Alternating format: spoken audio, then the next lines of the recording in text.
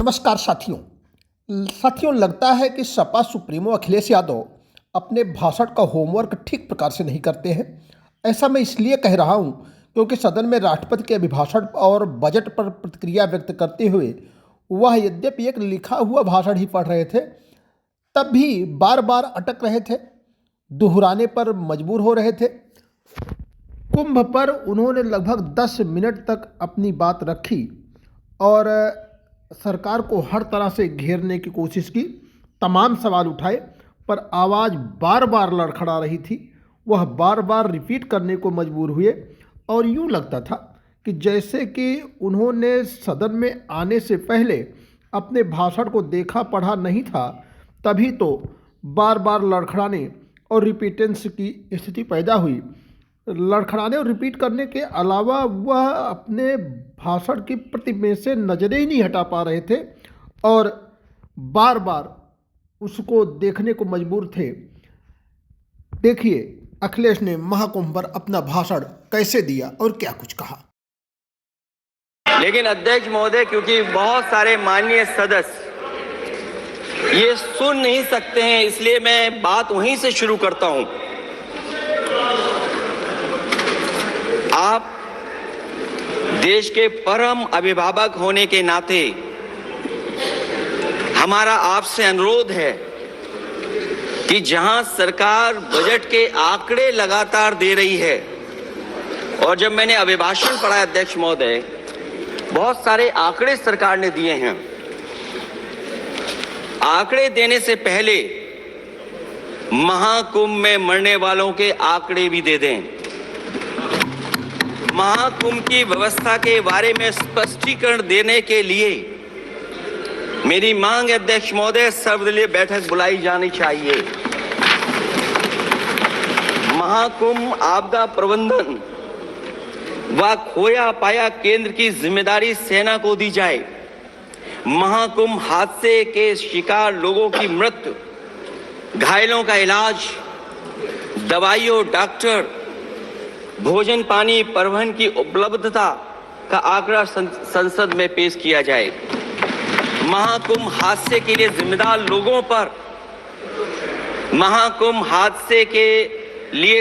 लोगों पर घोर दंडात्मक कार्रवाई हो। जिन्होंने सच छिपाया है उनको दंडित किया जाए। अध्यक्ष महोदय, हम डबल इंजन की सरकार से पूछते हैं, अगर अपराध बोध नहीं था तो आंकड़े दबाए, छिपाए और मिटाए क्यों गए हैं? सच छिपाना और मिटाना भी तो अपराध है। इसका दंड कौन भुगतेगा अध्यक्ष महोदय? जहां इंतजाम होना चाहिए था वहां प्रचार हो रहा था। एक धार्मिक समागम में डबल इंजन का राजनीतिक प्रचार अशोभनीय है, निंदनीय है। इतने बड़े हादसे के बाद कम से कम अब तो वो होर्डिंग उतरवा देना चाहिए। अध्यक्ष महोदय, महाकुंभ की जो तैयारी हुई, जो हम लोगों ने जाना वहां पर, महाकुंभ न केवल 144 साल के लिए ये कहा गया, बल्कि ये भी कहा गया कि पहली बार धरती पर इस तरह का डिजिटल और जो आधुनिक चीजें हैं, टेक्नोलॉजी, उसका इस्तेमाल कर करके महाकुंभ होने जा रहा है।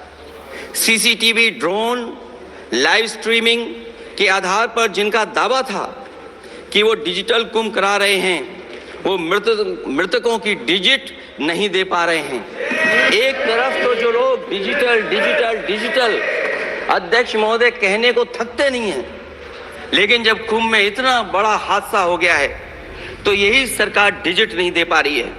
हमारे अपने लोग मारे गए हैं, जिसमें परिवार का हर रिश्ता दिवंगत हुआ है।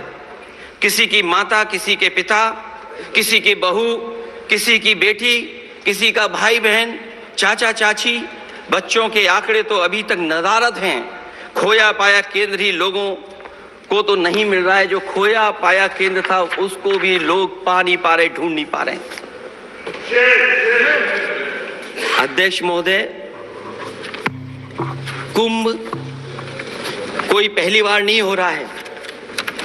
कुंभ का आयोजन सदियों से होता आया है। हमारे पौराणिक और हमारे इतिहास के दस्तावेज ये बताते हैं कि समय समय पे जो भी सरकारें नहीं होंगी, जिसका भी राज रहा होगा अध्यक्ष महोदय, उसने महाकुंभ या इस तरह के कुंभ का आयोजन किया है। एक तरफ तो वो कि जो 144 साल बाद महाकुंभ होने जा रहा है, उसका इतना प्रचार किया, और मैंने तो कई टीवी इंटरव्यूज में, कई समाचार चैनलों पर ये बात सुनने में आई और सुनते रहे हम लोग कि सरकार ने 100 करोड़ लोगों के आने का इंतजाम किया है, और अगर 100 करोड़, अध्यक्ष महोदय, अगर ये बात गलत है तो मैं रिजाइन आपको देना चाहता हूं।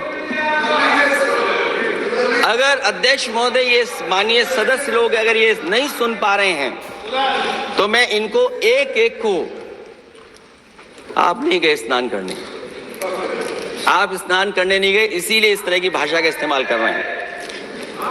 अध्यक्ष महोदय, ये कहा गया कि 144 वर्ष के बाद ये हो रहा है। जहां तक मेरी समझ और जानकारी कहती है, जो एस्ट्रोनॉमी और एस्ट्रो चीजों को समझते होंगे वो ये स्वीकार करते होंगे, जो भी कुंभ होता होगा वो 144 वर्ष के बाद ही होता होगा। लेकिन ये कहा गया कि नक्षत्र ऐसे हैं, तो मैं अध्यक्ष महोदय सरकार से कहना चाहता हूं कि सतयुग से लेकर के कलयुग तक ये सनातन परंपरा रही है कि संत महात्मा साधु समाज मुहूर्त के हिसाब से शाही स्नान करते हैं, उसमें नक्षत्रों के हिसाब से जो सहयोग बनता है वही शाही स्नान का मुहूर्त होता है। लेकिन भाजपा के राज में ये सनातन परंपरा टूट गई। पहले सरकार ने संत समाज को शाही स्नान रद्द करने का आदेश दिया, जिससे अनादिकाल की सनातन परंपरा टूटी। और फिर जब देश भर में ये बात उठी, तो उन्होंने हादसे को छिपाकर फिर से आदेश दिया कि अखाड़े शाही स्नान करने जाएं। इससे सरकार ने पावन मुहूर्त के स्थान पर अपने मनमाने समय पर स्नान कराने का आदेश दिया। बात उस दिन या तिथि की नहीं होती है, बल्कि निश्चित मुहूर्त काल की होती है। ये सनातन परंपरा तोड़कर इन लोगों ने अच्छा नहीं किया। और ये क्या परंपरा टूटी है कि नहीं टूटी है, मैं समझता हूं अध्यक्ष महोदय मुझसे बेहतर सामने वाले ज्यादा जानते होंगे इसके बारे में। और जो लोग, अध्यक्ष महोदय, जो हम लोगों ने देखा वहां पर लोग पुण्य कमाने आए थे और अपनों के शव लेकर के गए हैं।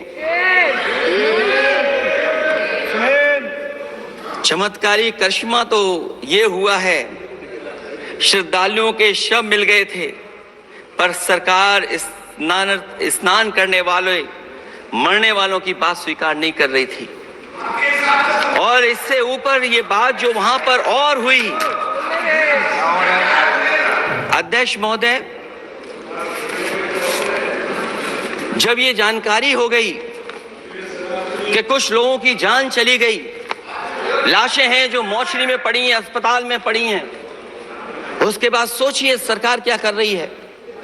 अपने सरकारी हेलीकॉप्टर में फूल भर करके फूलों को डालने का काम किया। सोचिए, ये हमारी कहां की सनातनी परंपरा है। मैं जानना चाहूंगा सदन के माध्यम से हमारे माननीय सदस्य बताएं कि जहां लाशें पड़ी रही हों, न जाने कितनी चप्पलें पड़ी थीं, न जाने कितनी चप्पलें पड़ी थीं, न जाने कितने कपड़े पड़े थे, महिलाओं की साड़ियां थी, कपड़े थे, लेकिन उनको कैसे उठाया गया?